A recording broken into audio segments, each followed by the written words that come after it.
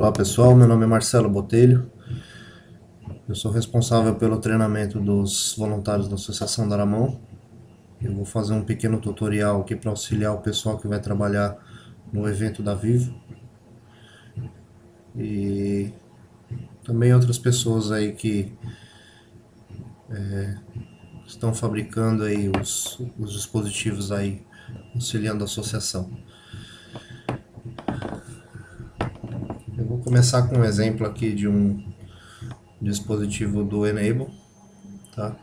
É o dispositivo mais comum que a gente usa e entre todos os existentes é o único dispositivo paramétrico, né? Que não precisa ser escalado no software da impressora. A gente já coloca as medidas finais do receptor nele e é a melhor opção para ser utilizada porque tudo fica proporcional, né? No dispositivo escalado no software da impressora existem alguns problemas quanto a dispositivos muito pequenos, em escalas abaixo de 60%, eles apresentam alguns problemas de rigidez e resistência mecânica. Então eu vim aqui no site do Enable, Device, esse Team Unlimited Arm. Então vamos no site aqui no link aqui do site do time que desenvolveu esse dispositivo.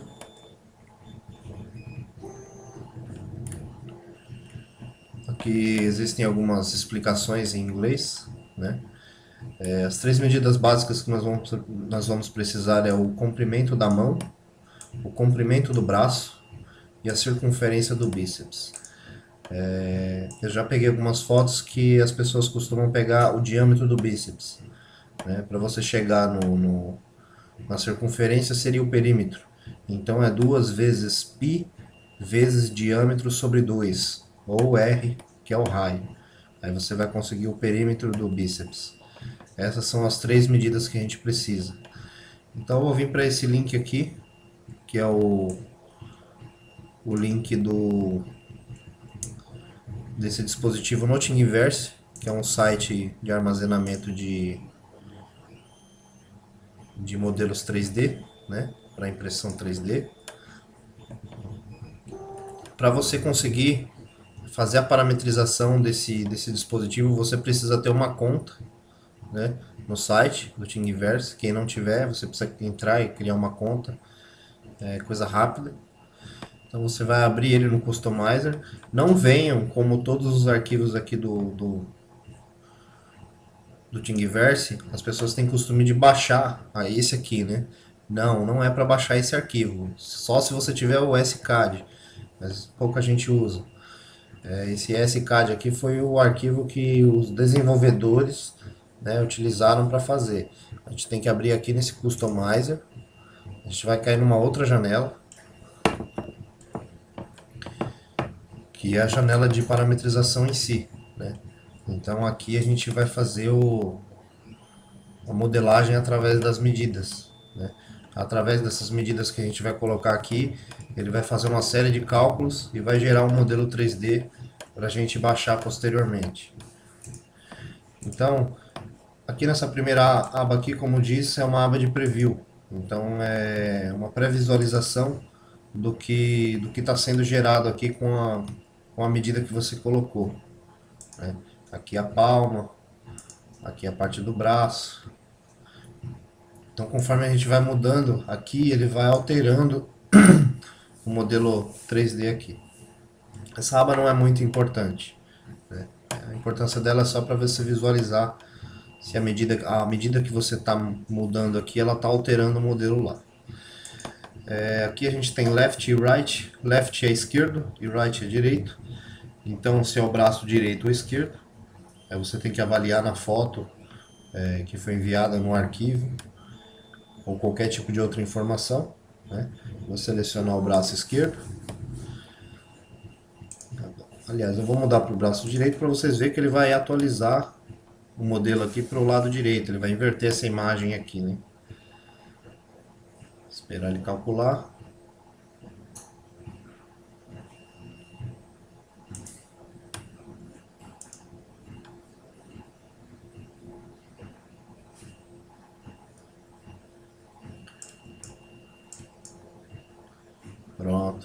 cálculo. Então, essa aba aqui, essa é a esquerda ou direito, né? Essa outra informação é o comprimento da mão. Então, seria da junção do pulso, né? Da articulação do pulso até a ponta do dedo. Então, você vai pegar o comprimento da mão do receptor em milímetros, a escala é milímetros. Então, você vai pegar e vai medir e colocar essa medida aqui. Esse cara aqui é o comprimento do braço, então é da articulação do cotovelo até a junta do pulso, né? Vocês vão ver que vai atualizar aqui que isso aqui vai diminuir.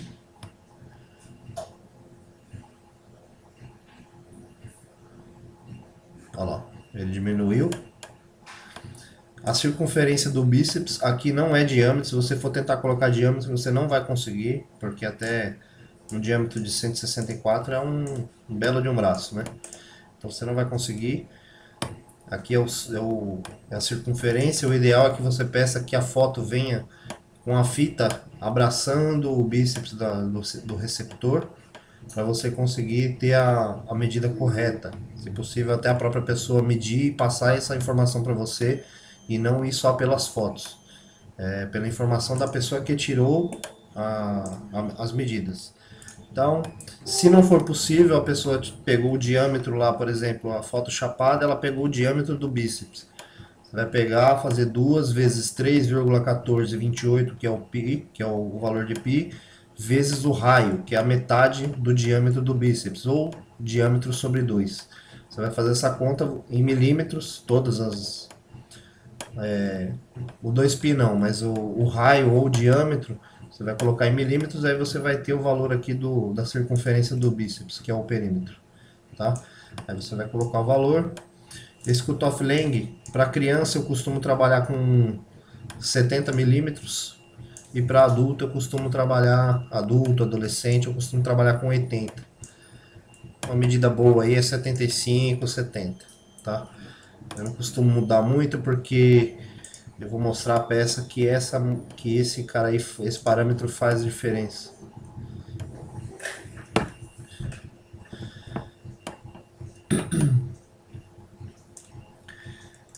Então ele aqui, ó, conforme eu vou diminuindo o comprimento, ele diminui essa parte aqui, como se fosse o comprimento do bíceps, né? Então, aqui a circunferência, conforme eu aumento ou diminuo, ele vai mexer nessa medida aqui, aumentar ou diminuir. E o cutoff length, ele vai mexer nessa medida aqui. Ele vai aumentar o comprimento aí do bíceps. Esse pinhole, que é o diâmetro do pino, seria essas pecinhas aqui, né? Então, se eu tenho um furo de 3, eu vou usar parafuso de 3 milímetros, né? Seja rosca métrica ou outro tipo de rosca. Então, eles deixam algumas opções, né? Quando a prótese é muito pequena, quando é para criança, a gente não consegue aumentar muito, porque senão o furo ultrapassa esse quadrado, né? Que é feito nesses 3 pinos aqui. E olha lá como fica. Então a peça praticamente fica inexistente, não dá para você usar um parafuso muito grande. Eu costumo em todas sempre usar o de 3 milímetros. O 3 milímetros ele segura bem, ele não tem muito problema, né? O ideal também é fazer a rosca nessas peças aqui para que o parafuso consiga puxar e soltar, porque sofre uma tração aqui, né? Se não fizer a rosca com parafuso e ele ficar solto aqui dentro, ele não vai segurar nada, não adianta. Então basicamente são esses parâmetros que são utilizados, né? O passo subsequente você vem aqui, clica em Create Thing. Você pode mudar o nome aqui. Vou colocar como teste 2.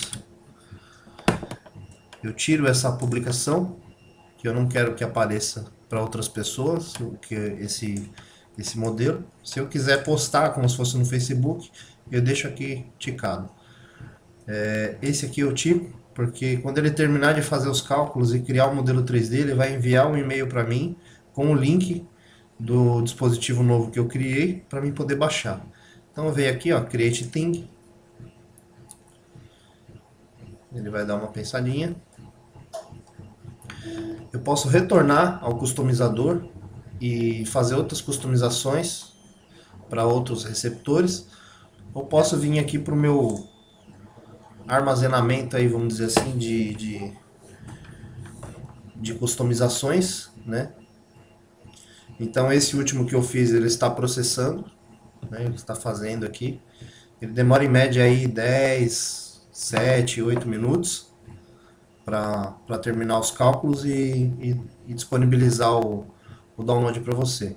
Quando ele aparecer o verdinho aqui, ele vai estar completo. Aí você pode vir aqui, ó, View Thing. Ele vai aparecer aqui a janela, né? Aí agora sim a gente pode baixar os arquivos da maneira usual aí, normal do Thingiverse. Que é vir aqui no Thing Files, ou eu posso baixar um por um, né? Um arquivo de cada vez, ou eu posso baixar todos os arquivos de uma vez só num arquivo zip único. E aí eu consigo tirar ele do zip depois que vão estar todos esses arquivos aqui. Mas, por exemplo, aí eu vou baixar esse arquivo aqui da... Deixa eu ver... dos dedos.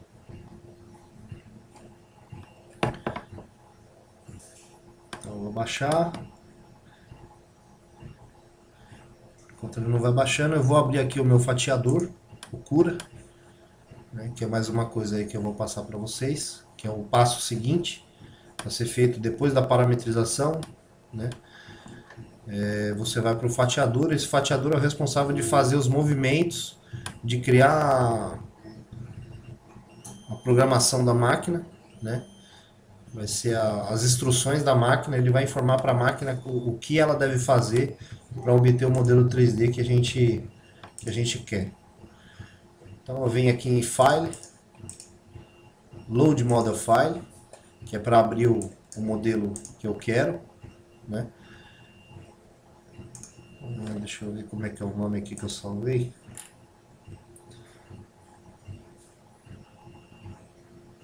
Bom, ele vai demorar um pouquinho para baixar aqui. Eu tenho outros modelos aqui que eu tinha baixado anteriormente. Vou pegar esse arquivo dos dedos. Então os arquivos já apareceram aqui.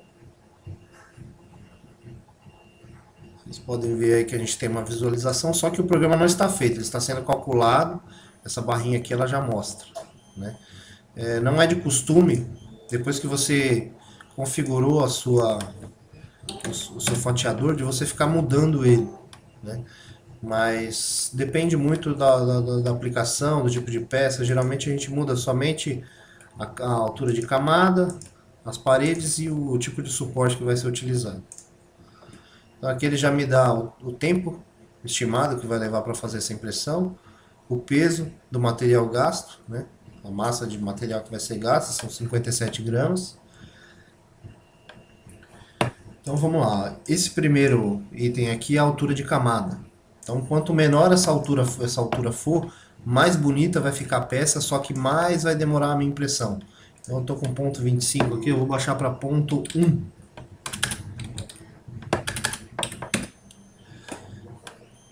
Eu vou mais do que duplicar o meu tempo de impressão aí, muito provavelmente. Porque ela vai fazer camadas menores, vai deixar minha peça mais bonita, só que vai demorar mais tempo e isso não é muito interessante na questão dos dispositivos, que esteticamente com 1.25 ele já fica com uma característica boa, ele não fica feio, né? A função dele é mais funcionalidade mesmo, o importante é a funcionalidade, não a estética. Então, ó, de 4 horas a gente subiu aí para 9 horas e 36 minutos. Então não é interessante. A grande parte das impressoras aí com bico de ponto 4, né? Geralmente a altura da camada máxima é 70% do valor do diâmetro do bico da sua impressora. Essas informações, grande maioria dos fabricantes de impressora fornecem, né? A gente tem aqui Shell Thickness, que é a espessura de parede. Por que aqui está 1,26? O diâmetro do meu bico tem ponto 42. Então vou abrir a calculadora aqui. ponto 42, eu quero uma parede de 3 camadas, né? Eu quero 3 camadas de parede, então ponto 42 vezes 3, eu vou ter 1,26. Se eu colocar menos ou mais, ele vai ter alguns problemas de cálculo e isso não é interessante. Até se eu deixar 1,25 aqui, ele acusa alguma coisa errada aqui, ó, ele fica amarelo. Então ele tem que ficar branco para estar certinho, né? Esse bottom top thickness também é a mesma coisa, é a espessura de camada inferior e camada superior, que são a primeira camada e a última. Como eu tenho uma camada de ponto 25 vezes 3 dá ponto 75, então eu tenho 3 camadas, que também é o ideal. Fill density é o preenchimento da peça. Eu vou abrir aqui um outro método de visualização para vocês conseguirem ver.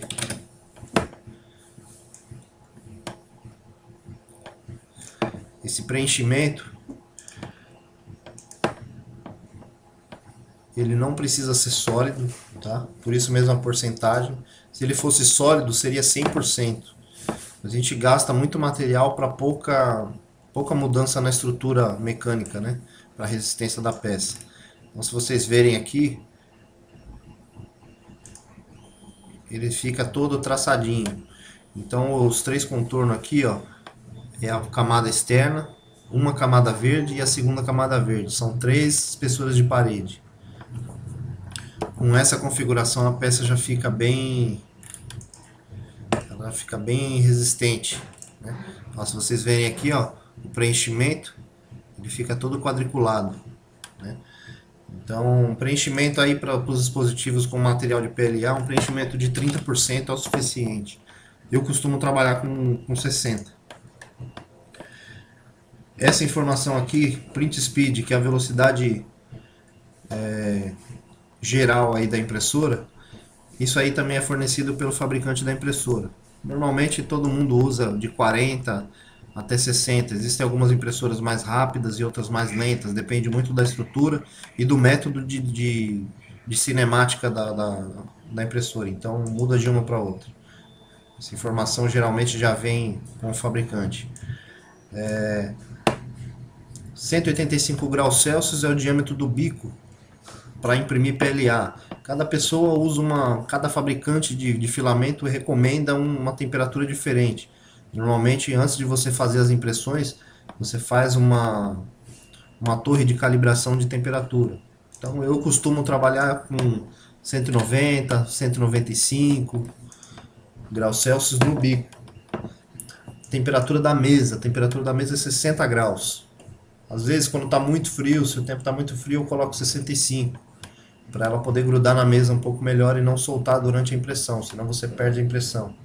Se a sua impressora for aberta, o PLA ainda segura bem. Se a sua impressora for aberta e você for trabalhar com PLA, você tem que subir a temperatura um pouquinho para ele conseguir manter e grudar, porque a troca de calor é maior. Vou voltar aqui para o método normal de visualização. Esse tipo de suporte aqui é sem suporte, none. Touch Build Plate. Eu vou ligar, abra Overhang. Esse Overhang, o que ele faz? Ele mostra para você em vermelho tudo que está acima de um ângulo determinado. Aqui no caso é 60. Para impressão é bom colocar 45, tá? 45 graus. Tudo que tiver num ângulo acima de 45 graus, que não tiver suporte, ele vai entender como essa impressão vai ser feita no ar. Ela não tem nada embaixo aqui para segurar o filamento quando ele está derretido. Lembrando que o filamento está derretido, ele desce que nem como se fosse um fluido. Então ele vai cair. Então o que ele precisa? Ele precisa de um suporte que vá de baixo até em cima, que é esse azul claro, para suportar a parte que vai ser impressa lá em cima. Esse suporte ele é feito de uma maneira mais... Como é que eu posso dizer? A fluidez dele é menor, então ele fica mais fino. Então é possível quebrar ele depois, a gente corta. Com a própria mão mesmo, é como se fosse uma rebarba. Você vai e consegue arrancar ele da peça, né? Então esse touch build plate ele vai pegar somente o que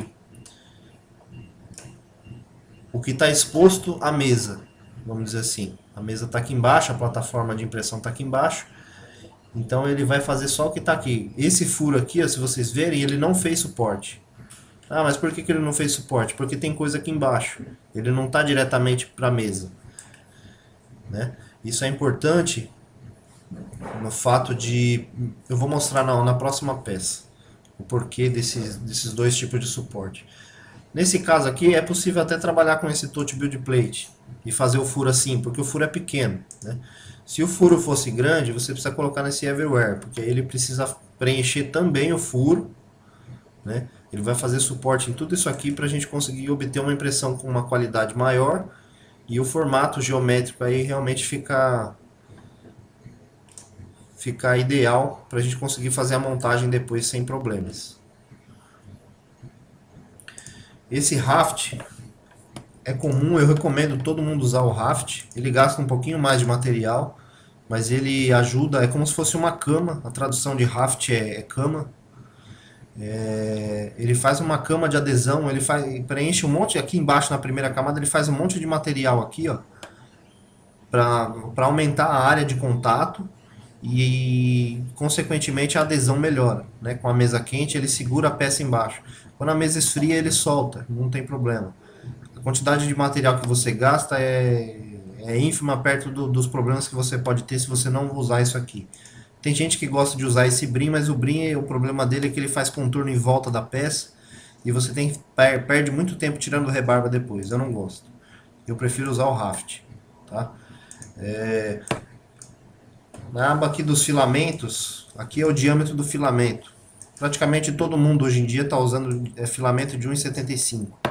Existia uma categoria antes que era de 3 milímetros e nas primeiras impressoras, mas ninguém está usando mais agora. Eu não conheço ninguém que usa mais. Até os fabricantes estão parando de fabricar. Nessa aba flow é fluidez, né? Isso está diretamente relacionado com as dimensões da peça. Quando a fluidez do material não está muito boa, ele está saindo pouco material, você aumenta ou diminui, mas isso é mais característico para quando você está calibrando a impressora. Eu não vou entrar nesse mérito agora. Tá? Nose size eu já tinha informado antes, né? É o diâmetro do bico. Na verdade aqui é o diâmetro do material que sai do bico. Então o bico tem 0,4, mas o filamento quando ele é extrudado ele sai com 0,42. Esse 0,42 eu uso ele para fazer a calibração da impressora quando eu imprimo um cubo. Então as medidas desse cubo tem que sair perfeitas, mais ou menos aí 1/100, 2/100, para mim conseguir fazer montagens mecânicas com perfeição sem ter problemas e ter que ficar lixando muito. Tá? A outra aba é essa Advanced, mas aqui a gente não vai mudar muita coisa porque não é necessário, o que já vem default do próprio software, né? E essas aqui vocês podem copiar da minha, mas isso também varia do fabricante da sua impressora e do modelo da sua impressora. Então varia muito de um para outro. Eu não posso estipular o que você vai usar para sua impressora. Aqui nessa aba plugins também não vai usar nada aqui, não é importante agora. E esse Start em G-Code é um cabeçalho. Isso aqui também o fabricante da sua impressora, muito provavelmente ele vai passar para você por e-mail, ou num CD, ou num arquivo, alguma coisa assim. Ele tem que passar para você porque ele conhece essas informações que devem ser informadas aqui antes, né? Isso aqui é como se fossem instruções que sempre vão aparecer no começo de um programa, de qualquer programa que você fizer para qualquer tipo de peça. Aqui, por exemplo, ele está ligando a temperatura, aqui ele está zerando os eixos, aqui ele está fazendo o homing da máquina para ela fazer como se fosse uma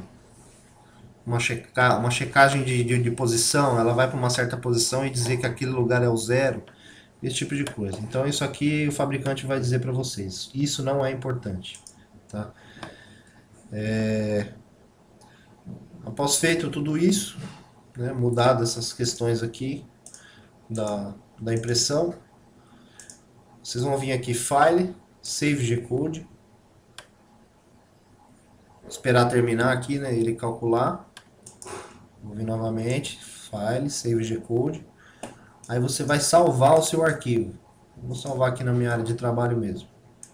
Aqui ele pôs um nome gigante, eu vou diminuir um pouco. Então, vou dar Enter. Ele vai aparecer essa janelinha aqui embaixo, dizendo que foi salvo. Eu vou abrir esse programa para vocês darem uma olhada como é que ele é. Esse programa, ele é um programa, são várias instruções em texto que o processador da máquina, né, que é um circuito integrado, ele faz a leitura e traduz esses números aqui em impulsos para os motores da máquina para ela fazer os movimentos corretos que são necessários para fazer o modelo da peça, né? Então, são vários números aqui e esses números que dão as instruções para a máquina, tá? Então, esse é o programa. Se sua máquina for uma máquina com LCD, você vai salvar esse programa, você vai copiar ele e colocar num cartão de memória, ou se ele não for, você vai usar o software para enviar arquivos aí, que normalmente se chama host, né? Muita gente aí usa o... Deixa eu ver o nome aqui que eu não lembro.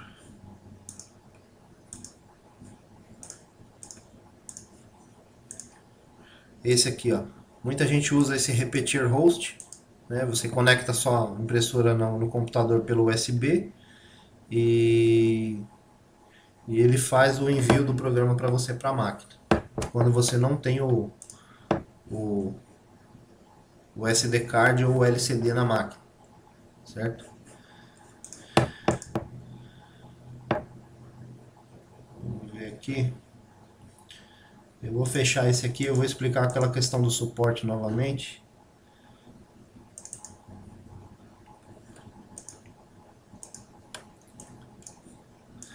Aqui eu vou abrir o overhang. Então vocês podem ver que tudo que está flutuando aqui, ó, ele está em vermelho. Inclusive dentro desses dutos. Eu chamo isso aqui de dutos. O que é isso aqui? Aqui vão passar os fios que vão fazer a tensão, o tensionamento dos dedos da prótese. Então, se isso aqui você mandar preencher isso aqui de suporte, vai ter problema.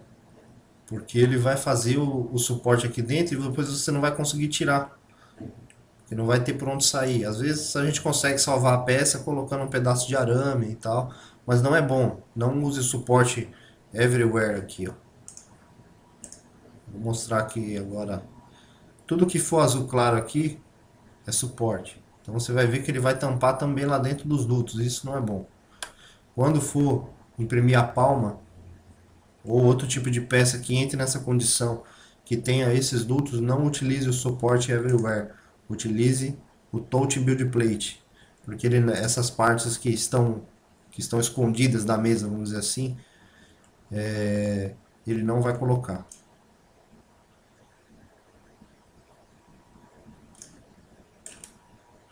Eu não sei se vai ser possível ver aqui no software.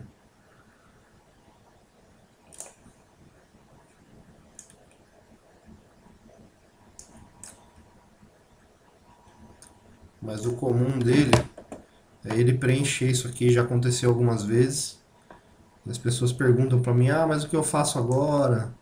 Eu até dou a dica do arame, mas normalmente eu falo, ó, é mais fácil você ir tentando com o arame, mas se já deixar outra peça imprimindo, porque o trabalho que você tem com o arame aí é maior do que se fosse imprimir outra peça, né? Eu estimo aí mais ou menos todas as peças desse dispositivo, é que esse dispositivo foi um dispositivo grande, né? Vocês podem ver que só a palma aqui deu 11 horas. Normalmente aí deve ser umas 40 horas de impressão um dispositivo desse, com as velocidades normais aqui. Então é um trabalho um pouquinho demorado, que são várias peças, né?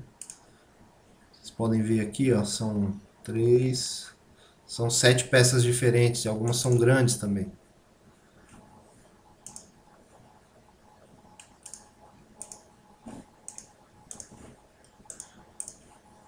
Vou colocar uma outra aqui.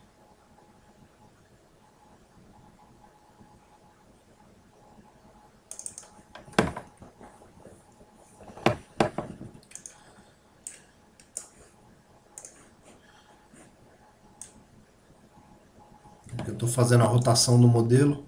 Vocês podem ver, esse modelo aqui foi um modelo que não coube na minha máquina. Então, se a peça for muito grande para a mesa da máquina, ele não vai ficar amarelo, né? Então você não consegue imprimir ele na sua máquina. Esse modelo parametrizado você não vai fazer isso que eu estou fazendo. Eu só vou fazer isso para mostrar que quando ele cabe, ó, quando ele cabe ele fica amarelo. Mas esse modelo parametrizado você não vai mexer na escala, porque a escala já foi feita lá no site do Thingiverse. Tudo bem?